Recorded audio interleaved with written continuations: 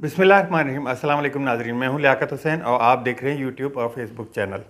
तो अब तक के जो इतलात हैं उनके मुताबिक तो हुकूमत जो है वो एक दफ़ा फिर जो है वो अदलिया की तरफ जिस जिस तरह से हर्ज़त सराई कर रहे थे वो लोग, कल काबीना में भी की, आज जो है उन्होंने पार्लियामेंट के अंदर भी की।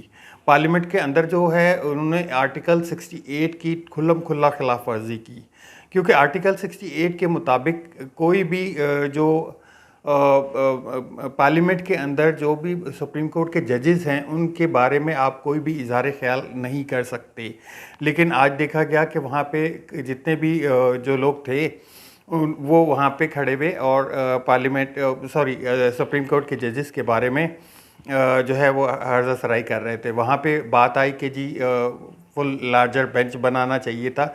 फुल लार्जर बेंच जो है अब जो फुल कोर्ट है उससे ये लार्जर बेंच की तरफ इसलिए आ गए क्योंकि ये दो जो जजेस हैं, जो जस्टिस मुज़ाहिर नकवी और जस्टिस इजाज़ुल एहसन, उनको जो है वो उसमें शामिल नहीं करना चाहते और अपने मनपसंद जो है एक तरह से जो जजेस हैं उनके वो चाहते हैं कि उनका वो बने और जो है उस पर कार्रवाई हो। अच्छा, इन सब मामलात में सुप्रीम कोर्ट बड़ा धीमे उससे चल रही है। पहले भी हमने देखा कि उन्होंने बार बार इनको टाइम दिया, बार बार कोशिश की कि वो जो है पुराने 1 मार्च के जो इतलाक था या जो ऑर्डर था उस पे ही अमल किया जा सके, और उसको नहीं भी करने के बाद भी फिर भी जो है सुप्रीम कोर्ट ने कोई सख्त डिसीजन नहीं लिया, बल्कि 14 दिन आगे बढ़ाकर और वो जो है इनको डेट दे दी गई है। अच्छा, उसमें अब जो है वो, लेकिन उसमें भी लिमिट रखी क्योंकि वो अब जो है चेक एंड बैलेंस के साथ चलेगा। 10 अप्रैल को जो है इन्होंने अब पेमेंट देनी है, एक जो अमाउंट है वो रिलीज़ करना है। 11 अप्रैल तक ये क्लियर हो जाएगा कि ये अमाउंट नहीं दे रहे, अगर दे रहे हैं तो ठीक है, नहीं दे रहे तो फिर तौहीने जो है अदालत की तरफ जाएगा मामला। दूसरा एक और चीज़ जो है वो इस वक्त पेंडिंग चल रही है, वो जो एक करारदार सो मोटो नोटिस के हवाले से इशू की गई है, उसको जो है वो अब सदर ममलकत के पास साइन होने के लिए पड़ी हुई है। अच्छा, उसमें सदर ममलकत जो है वो उसको 20 दिन तक अपने पास होल्ड कर सकते हैं। 20 दिन के बाद वो ऑटोमेटिकली जो है वो जो है करारदार जो है वो हिस्सा बन जाएगी। वो डेट है तकरीबन कोई 20 अप्रैल की। तो 10 अप्रैल और 20 अप्रैल ये दोनों डेटें हैं। अच्छा, अब जो 10 अप्रैल है वो उससे पहले होना है, ज़ाहिर है उससे पहले पहले इन्होंने जो है वो पेमेंटें रिलीज़ करनी है, अदरवाइज़ ये कंटेम्प्ट के उसमें आ जाएंगे ज़ुमरे में। अब ये चाह रहे हैं कि ये जो है वो एक मुश्तरका पार्लियामेंट और जो है उसका इजलास बुलाकर और उसको जो है करारदार को मंजूर करवा लें। अच्छा, दूसरी जानिब अब जो है जो सदर पाकिस्तान हैं उनके पास ये एक तरह से अब जो ऑप्शन है वो बच जाता है कि वो इसको तस्हीह के लिए या तशरीह के लिए इस करारदार को जो है वो सुप्रीम कोर्ट की तरफ रवाना कर सकते हैं और सुप्रीम कोर्ट से इस बारे में राय ले सकते हैं। वहाँ ये मामला थोड़ा सा क्लियर हो जाएगा, या थोड़ा वहाँ पे जाके सुप्रीम कोर्ट और फिर जो है वो पार्लियामेंट के दरमियान आ जाएगा कि वो इस पे क्या करते हैं।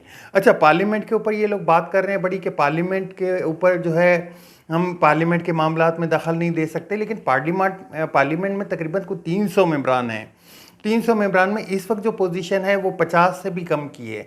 आज जो पार्लियामेंट का इजलास हुआ था उसमें तो जो हाजिर लोग हैं, अगर सुप्रीम कोर्ट चाहे तो वो उनको जो कल काबीना में जो बहस हुई है उसको भी, उसके नोट्स भी मंगवा सकती है, उसके मिनट्स भी मंगवा सकती है, और जो आज डिटेल इन्होंने बोली है वो तो खुल्लम खुल्ला आर्टिकल 68 की खिलाफ वर्जी है, उसके ऊपर भी कार्रवाई बन सकती है।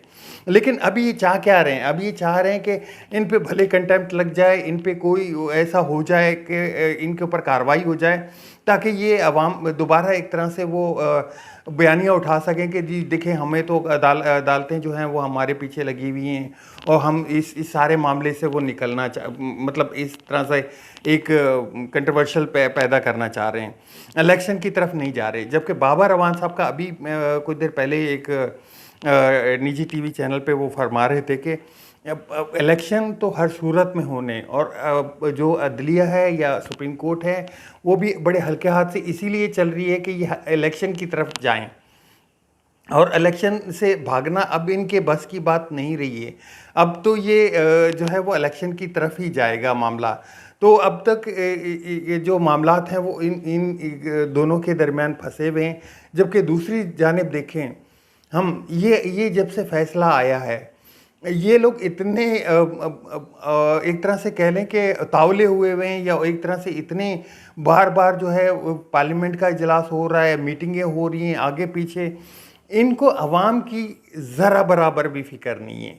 अगर ये इन 12 महीनों में इन सारी चीज़ों को छोड़ के क्या 1% भी या 5% भी इस पे काम कर लेते अवाम की फलाह के लिए, या मईशत को देख लेते, या इन चीज़ों को देख लेते, इन चीज़ों को कंसिडर कर लेते, तो आज इनको ये पोजीशन का सामना भी नहीं करना पड़ता। क्योंकि जो इस वक्त महंगाई के रेशो है वो बहुत ऊपर है, माशी हालात बहुत ख़राब हैं। इंटरनेशनली जो एक फिगर बनी हुई है पाकिस्तान की, वहाँ पे तमाम जो रैंक्स हैं उनके ऊपर पाकिस्तान नेगेटिव में खड़ा हुआ है। अच्छा, बार बार जो है इंटरनेशनल इदारों की तरफ से भी ये वाज़ेह किया जा रहा है कि जी आप लोग जो है पाकिस्तान किसी भी वक्त जो है डिफ़ॉल्ट की पोजीशन में खड़ा हुआ है, वो इनकी मदद भी नहीं करना चाह रहे, मदद को आप भी नहीं पा रहे कि वो, क्योंकि वो उनका सीधा सा एक जवाब है कि जी आप किसी भी तरीके से सियासी इस्तेकाम लाएं।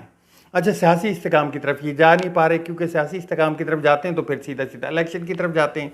पहले तो इन सारी चीज़ों का जो था वो इमरान खान साहब थे इनके सामने, अब जो है वो उनका रुख चेंज होके वो दूसरी जानिब सुप्रीम कोर्ट की तरफ चला गया कि सुप्रीम कोर्ट के जजेस इनके टारगेट पे आ गए।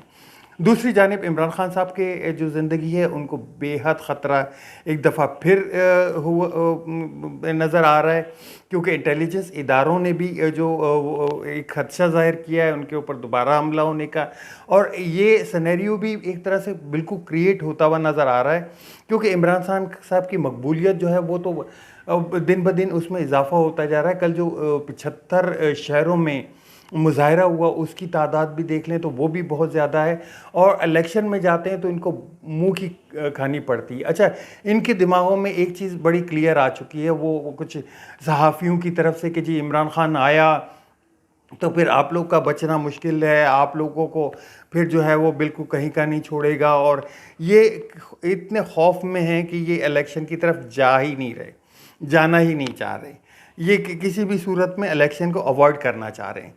अच्छा, इमरान खान के हवाले से बात करता चलूँ कि इमरान खान साहब आज भी 8 उनकी जो है पेशियाँ थी इस्लामाबाद में, जो उनको 143 केसेस हैं उनका सामना कर रहे हैं। दूसरी जानिब उनको इतने थ्रेट्स हैं कि वो अपने जैसे वो इलेक्शन की कार्रवाइयाँ हैं या इलेक्शन की जो डेट्स हैं उनको भी पूरा नहीं कर पा रहे, लेकिन फिर भी लोग उनके चाहने वाले जो हैं वो उनके साथ साथ उनके घर के बाहर मौजूद है। इवन रोज़ाना वो सहरी और अफ्तारी जो है अपने कारकुनों के साथ कर रहे हैं। तो अब तक के लिए इतना ही, मिलते हैं नेक्स्ट व्लॉग में मज़ीद अपडेट के साथ हाजिर होंगे इंशाल्लाह। अल्लाह हाफिज़। पाकिस्तान जिंदाबाद।